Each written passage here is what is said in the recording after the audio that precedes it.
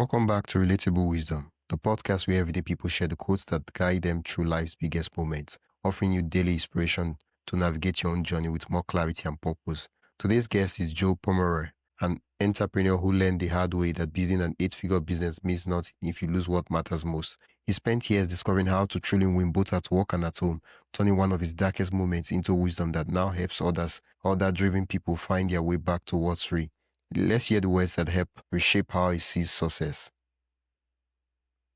Tell us your name and what you do. Yeah, my name is Joe Pomeroy. I help entrepreneurs who are doing awesome in business, but they're struggling at home. And I help them to reclaim that dream family that was usually at the heart of why they started their business in the first place. And I help them to do that without sacrificing the business or abandoning the clients and customers that they've worked so hard to build and connect with. Oh, okay. It makes sense the way you just explained it. You're doing this a long time. Yeah. Okay. What's your favorite quote? So my favorite quote, I have a lot of favorite quotes. I think there's a particular mantra or saying that has really stood out to me of late. And that is simply some great thing. And all by itself, it's, you could go a bunch of different ways on it, right? Like, I'll be enough when I accomplish some great thing, or I'll be able to retire once I achieve some great thing. But that's actually a totally different direction. So when I was younger, there was a talk that I'd heard, and it actually is in reference to a story in the Bible, in the Old Testament. And whether you believe in the Bible or not, the story gives a great point. And there's this really important man, and he's super important in his field, but he gets leprosy and he's sick and he's being kind of cast out. And so he goes to see a man that he's been told can heal him. And when he goes to see this man, right, he's this big important guy, and he goes to see him, like the man or the prophet, he doesn't even come out to talk to him. Like, he sends like his apprentice out to talk to him. Like, what is this? You know, he's a big important man, and he's not even getting to talk to the main guy. He's talking to the apprentice. And so he's like, yeah, you know, whatever, I've got gold, I command armies, like, I'll give you whatever you need. And he's like, oh, well, you need to go wash 7 times in this dirty river. And then the apprentice goes back inside, and this man's name is Naaman, and he gets super ticked. Like, he's like, I'm not doing that. Like, how dare you only send out your apprentice? How dare you do this? And so he's upset and he's frustrated, and he just gets in his wagon, head back home. And on his way back home, his servant's like, hey, would you have done it if he had asked you to do some great thing? And he's like, well, yeah, I totally would have done it then. So Naaman, he's like, yeah, I'd totally do it if it was some big thing. Like, I would have given tons of gold. I would have done all these other things. And his servant says, well, why not do the simple thing he told you to do? And, you know, Naaman's like, but he sees the wisdom in that, and he agrees to go do it. So he goes and he washes in the river, and it's this, you know, it's not this super crystal clear, beautiful river, but after he does what he was told to do, he's cleaned, he's healed of his leprosy. And I think often, whether it's in our businesses, whether it's in our families, whether it's in our work and the things that we're trying to do, we're always looking for some great thing that's going to give us that big breakthrough. But it's typically the small, consistent actions that build and lead to something incredible. And so that's my reminder, my mantra is when I'm getting discouraged, or when I'm like, oh, I don't have time for that, or oh, I can't do that, or oh, I just need to do this big thing. Hey, some great thing. Oh, some great thing. It's the idea that, first of all, the thing about some great thing is that it cuts us off from living in the moment and doing what we can with what we have right now. Absolutely. I love that. And because we're missing what's present in the everyday life. We're missing that. We're looking for something beyond that present moment. Earlier in my marriage, I was really good at the grand gestures. I was really good at the, fancy vacations and the big things. But my wife just wanted me to talk to her. She wanted me to ask how her day was and listen. But I was too occupied with what needed to get done in my business, or, what's something really, big that I can do, and that'll hold her off for, a month or two. And I was missing, just like you said, Wisdom, I'm missing just that present moment because I'm so focused out here at these big things that will somehow be better or do more, right? Yeah, yeah. And then the future does not necessarily exist in concrete form. Every future that we always see is always in the present. So when you say, "Oh, I'll get to the future," when you eventually get to the future, it's the present. And so when you realize that even the past and the future, these things are ideas, they are beliefs, right? The only thing that you can touch that is tangible to you is the present. Then you realize that, oh wait, what can I do this very moment? And if it's not something I can do this very moment, well, why bother myself and stress over the future, the future, the future? Yeah, exactly. If we're always looking to the future to be happy, the future is always just a heartbeat ahead of us, which means we're never finding joy in the present moment, just like you said so well. I love that. Yeah, yeah. And I think there's a quote, the syndrome, the arrival syndrome. That's what they call it. Like, oh, when I do this, I will arrive. When I do this, when I eventually make $10 million, I will arrive. When my business start making $100 million, I would arrive. And you're disappointed when you eventually reach that mark and nothing happens. Yeah, and what if the very moment we're living in is that great thing for which we aspire to? What if this idea of some great thing is actually that great thing is just to live in the present, to be present, to connect with those that are around us in the present? Because what do we have? Like the most fleeting resource, the resource that disappears the quickest, the fastest, that nobody can go reclaim more of is time. And if time then is that greatest resource, then perhaps the greatest thing we can do is also the simplest thing that we can do, and that's simply to be present together, you and here right now as we're having this conversation. It truly doesn't matter what else I have going on in the day, because if I'm not fully present with you, if I'm not fully connected to this conversation right now, then I'm missing out on an incredible opportunity to connect with someone who lives on the other side of the world from me. And for us to have those conversations and to be blessed by that and to grow with that. So, Yeah, yeah. the irony of the matter is that you can spend up all your life hoping and living in the future. And then eventually when the future becomes the present, you start regretting that you never really did the things you were meant to do. That's how you see some grown adults that are like, I was never a kid, right? I was like, I was supposed to be an adult. And now that they are not an adult, they are like, I miss those years. I wish I was a kid. And then I'm like, okay, wait, now that you're an adult, what are you going to do? The youths, what are you going to do? So that not when you become 70, 80, you're like, oh, I wish I used my 20s and my 30s well. Yeah. Yeah. And I do think it's important to have our goals and have that destination that we're looking towards, right? And I don't think you're saying at all to ignore that. Like, but to your point earlier, like that future is fluid, right? If it's not set in stone because it's based on our decisions in the moment, but we can still know where we want to go. I lived in New Zealand for a couple of years, and while I was there, let's take a quick pause. If you're enjoying this conversation and want more thought-provoking ideas straight to your inbox, join the Relatable Wisdom email list. It's free, quick, and filled with bite-sized insights, inspiring quotes, and behind-the-scenes reflections from our guests. Just head to relatablewisdom.com/join. That is relatablewisdom.com/join, or tap the link in the show notes. And hey, subscribing to the podcast helps more than you think, and it's free. So if you haven't already, hit that follow button wherever you're listening. All right, let's get back to the conversation. Most of the time I was on a bike, and I'm from Arizona. It's flat desert, most of where I'm at. And so, but New Zealand, very hilly, right? So I'm going up and down these hills, and there are some hills that were much bigger than I'd want to do on a bike. And if I stared up at the top of the hill and how far away it was, like I just felt more tired.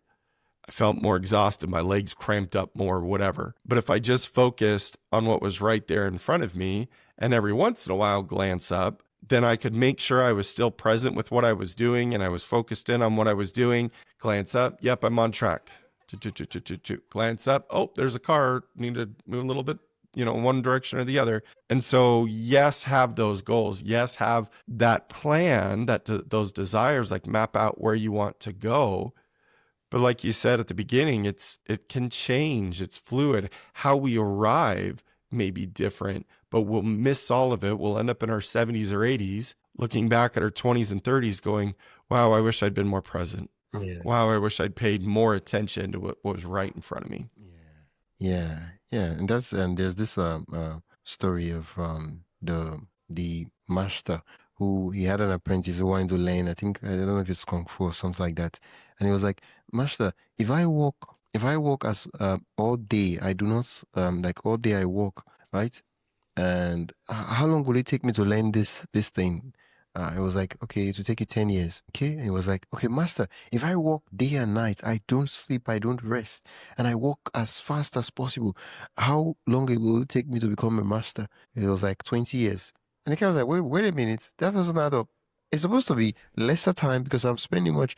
And the master replied that if you have one eye on the destination and one eye on the road, it takes twice to do the journey. But if you have your eye on the road, like it's faster because if you're on the moment, you can give your all to what you need to do. But when you realize in actual sense that giving your all to the very moment is actually putting your eye on the focus, because you realize that the anything you can the only way you can influence what happens in the future is by doing things in the present. Because look at it, if you go to the graveyard, there are so many persons who had dreams. Like everybody has dreams. Everybody has dreams, right? But not everybody do the things that eventually makes those dreams come to reality. Right. So it's the idea that, oh, dream big, dream big. A lot of persons, they dream big. They have this crazy idea like, oh, I wish I did this stuff. I wish I had this and all this stuff, right? I wish I was a dancer. I wish I was all these things. But they did nothing to actually become those things. So it was just a mirage. It was an idea in their head. So doing the things in the present is the only way we can actually focus in the future, because the future itself does not exist for us to grasp. We can only, it's like what's the word? It's like how we play games, right? In the virtual world, and you use this control pads to control those things in the virtual world. You cannot actually go into the virtual world.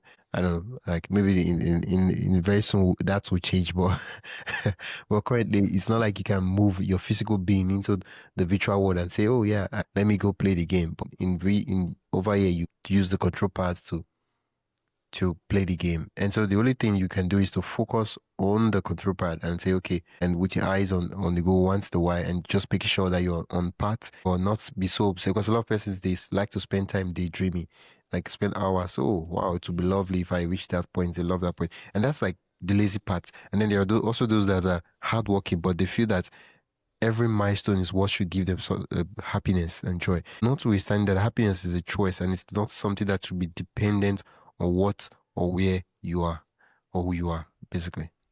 Because those things will change. They do change.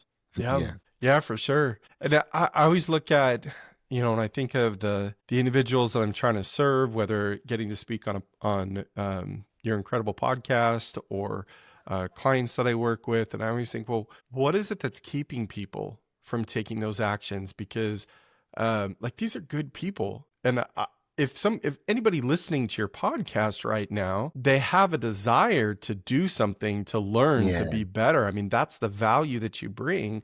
So what keeps us from taking those actions and taking those steps? And I think it can be a lot of different ways, or a lot of different things. I think one of them that tends to show up a lot is comparison. And I love what you're talking about, hey, don't split your focus. Don't have one eye on here and one eye on the road, or in the virtual example, having your focus on the controllers and what you're doing, not splitting your focus. And I think sometimes we can split our focus to compare ourselves to other. Oh, well, because they have ... because they have Wisdom, you've got a great microphone, and that's why you can do a podcast, is because you've got an incredible microphone, or because your voice is like silky smooth, but I talk like this and horrible microphone. And so it doesn't matter about the microphone. It doesn't matter about the silky smooth voice. It doesn't matter where we're at, but too often we're comparing ourselves to others, and we think, oh, well, I can't do what Wisdom does because he's this and I'm not. Or, oh, I can't be the kind of dad that Joe is because he's had these experiences and I haven't. Well, look, you're in your own journey. You're on your own path. And rather than comparing ourselves to others, if we connect rather than compare, then we can gain and benefit from what they've already accomplished. Your listeners, Wisdom, they connect with you and they go, hey, like, how did you get started? And then you can tell them. And now because they weren't comparing themselves to you and instead chose to connect with you, then they can take action in that present moment. Hey, was it hard for you? What were some things that you struggled with? How did you overcome those things? And when we ask and we seek to connect rather than compare, then we can absorb the benefit that their wisdom has given them, and that now we can learn from what they earned and progress in our own journey and be present in our own moment. And that's a true principle, whether we apply it in our homes, in our business, in our health, and whatever it is that we're doing. So truly, like, look around you. Who do you admire? As is there a couple that's in your city or town, or goes to your church, or that's at a school with you, or anything like that, or your work? What can you learn from them? What can you discover for them? What's one thing that you can then take home and apply? That's part of what I think makes your podcast so powerful, is that you bring on guests and say, hey, what's a quote? What's a mantra? It's one thing, right? It's one thing. And we focus and we absorb that one thing, that one key element. And if everybody listening to each of your episodes, imagine this. Imagine if all of your listeners listen to an episode, take that key thing, and then applied it immediately that day. And then the next episode comes out. Take that one thing, apply it immediately that day, because we're connecting rather than comparing, because we're focused on the present rather than worried about the future. Yeah. And all of these pieces come together to help us achieve our greatest goals. Yeah. Recently, I was speaking with a guest, and one of the things I said is people are obsessed to look smart rather than be smart. They're obsessed to look serious rather than be serious. They're obsessed to look hardworking rather than being hardworking. And in the context of the podcasting and all that, right? I could tell you that I've tried everything, I've researched everything. Probably I don't have mic and other stuff and other things. A couple of things in that area. Sometimes we do certain things because we're trying to compensate for the certain things that we don't have, for the things we lack, right? I'll give an example. Let's say you're starting your podcast, right? You're afraid. You're afraid of what your voice sounds like. You're afraid that you're not good enough. You're afraid you're not articulate enough. You're afraid you cannot speak the language enough. You're afraid that it will not work. You're afraid of so many fears and all those things. Guess what you do? You're like, well, if I buy a mic that is like $800, I'll sound better. It will just be amplified nonsense. When you use a better mic, it will have bass and all that stuff. But at the end of the day, it will still be gibberish because your message and your speech has not been articulated. But I was there once, so I was like, if I get a good light, I'll make better videos. If I get a laptop, I'll make better videos. If I get a mic, I'll make better videos. If I get all these things. The essence, I just sat down one day and I looked around and I looked at myself and I said, I have all that I need to do what I need to do at this very moment. And like when I came to that realization, I was happy and I was sad. I was happy that I was privileged and fortunate. I was sad because I was wasting time and wasting resources. Hope everybody just rewinds that and listens to that again. Like, search back and listen to that again, because there really is so much power there. And it actually brings you to a moment of decision when you feel happy and sad in that moment. Like, so you see that, you acknowledge it, and then what are you going to do about it? Yeah. Are we going to continue to feel sad because we're not taking action on the things that we know? Look, my wife doesn't need me to go spend a bunch of money on flowers and chocolates and jewelry and whatever else. That's not what she needs. What she needs me to do today is, if there's dishes in the sink, she needs me to rinse them and wash them and clean them. What she needs is that if the trash is getting full, she needs me to take it out without being asked. What she needs is that when I see her, to smile and to give her a hug. She does not need some great thing. And neither do any of us to walk that path, whether it's to start a podcast. Like you were just talking about wisdom and the things that you went through. You don't need some great $800 microphone, right? You don't need some great webcam that you can see the textures on the person's face. Like what you need it's is nice to to have, do. but not necessary. Yeah. Would my wife love flowers? Sure. Does she need them? Maybe sometimes. But right now, most of what we need to do is to take that next simple action, because doing consistent, small, simple actions always wins Yeah. over waiting for that right big action. Yeah, I think the thing we want to do is that if you notice that you always like want to do big things, you want to do those things and all that, you should sit down and ask yourself that, just evaluate and ask yourself, hope this is not a sign that I've missed doing the small things, I've missed spending times on the moment, because then I'm trying to compensate. I'm trying to say, oh, let me do this big thing. It will cover for the small moments I've missed. Let me get a bigger mic. It will cover for the fact that I'm not showing up. Let me buy, take out an expensive vacation, which there's nothing wrong with that. But you just want to be careful that in doing that, you're not actually using that because it's just there. You're like, oh yeah, I'm loving and kind. But like, are you?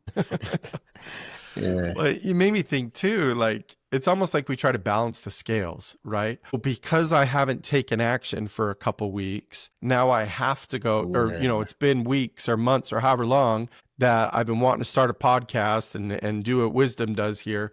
And so now I think, well, I waste all that time, so now I have to go buy that microphone. And now suddenly that'll make up for all those weeks and months, but that's not how it works. Right? It's like what you've been talking about this whole time about the past and the future, and all we have is that present. Like there is no scale to balance. There is no grand apology that we need to make to in our homes and in our families. Like there might be an apology needed, but there isn't some big grand gesture that suddenly reunites and reconnects your family, that suddenly saves your business or starts your business. It's what is this present moment? What is the simple action that I can take right now? And maybe that simple action is to click subscribe. If you're not already subscribed to Wisdom's podcast, the Relatable Wisdom, maybe that simple action is to click subscribe. Maybe that simple action is to set a reminder to listen every time new episodes come out, right? Maybe that simple action is to look up this crazy Joe Pomeroy guy and follow him and figure out what he has to say next. Yeah. But maybe all that simple action is to go to someone in your family and just look them in the eye, smile, and say, I love you, and I'm grateful for you. Those are sparks that can ignite an incredible journey. Wherever your journey is going, whether your journey is as an entrepreneur, as a spouse, as a parent, as a worker at your job, whatever it is that you're doing, you just need that spark to ignite the present moment and burn into that future just powerfully and beautifully. Yeah. Oh, thank you so much, Joe, for helping me make sense of the quote and for sharing your favorite quote with me. Absolutely. It's been such a pleasure. Amazing conversation. I appreciate how much value you bring to this.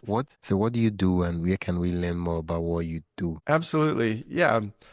So I'm on pretty much every social platform at the Joe Pomeroy, but I actually have a special free gift for your listeners. And they can go to forwardwithjoe.com/wisdom podcast. So forwardwithjoe.com/wisdom podcast. Now, if you go there, you're going to get a resource that's basically going to give you simple little things that you can start doing, just like we've been talking about, to help you in those present moments to spark and ignite these next actions for you.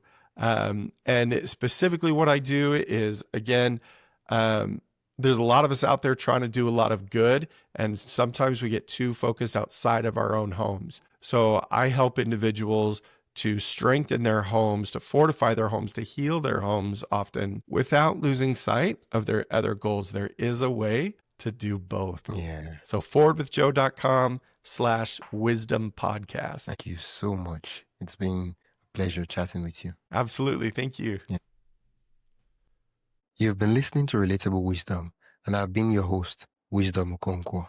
You've been listening to the podcast where every story, quote, and insight helps you see life a little differently. If you enjoyed today's episode, follow the show on your favorite podcast app and share it with someone who loved the conversation. For more inspiring voices and timeless wisdom, visit relatablewisdom.com. Until next time, keep living, learning, and collecting wisdom that matters most to you.